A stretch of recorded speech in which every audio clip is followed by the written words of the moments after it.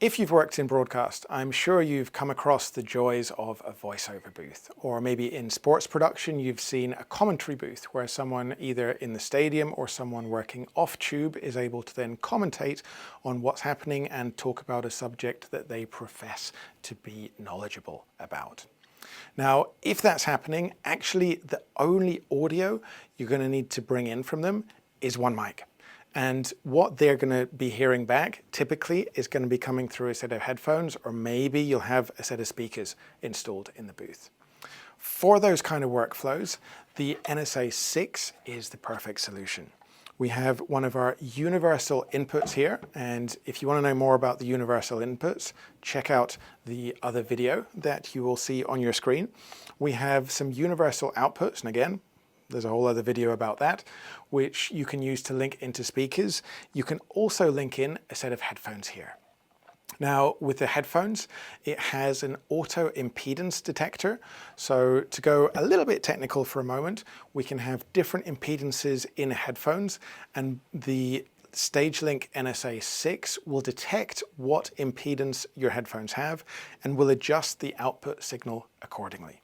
So while we can't adjust for the sensitivity of the headphones, we can ensure that no matter what impedance, we're still putting out the same volume, assuming uniform sensitivity. Now, the microphone that comes in will then be sent across the data networks using the 2022-7 redundancy.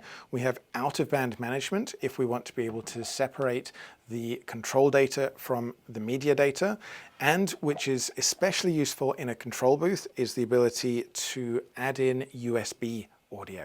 So we can actually allow the journalist or sports commentator to play audio from their laptop just by linking in to the USB port on the back of the NSA006. And that can then go through to the audio engineer who will be producing it using his or her regular audio mixer.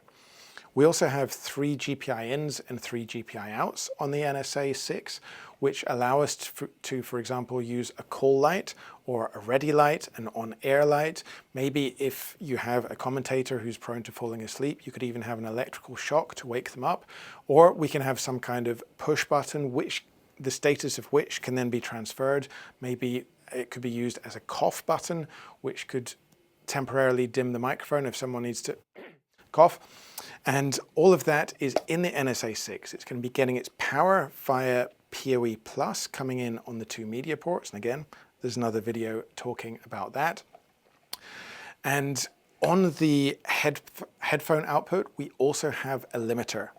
Now, if you've ever worn headphones in a live environment, especially in a kind of rock and roll environment, you'll know that sometimes you can get feedback, and that feedback can go into your ears, and if you don't have some kind of protection, it can really damage your ears, and we're talking serious medical damage here. So by having a limiter on the output, we can also ensure that that output level from the headphones doesn't go too loud and damage the hearing. Now, if you want to set the NSA006 up, what you'll need to do is connect it to the network.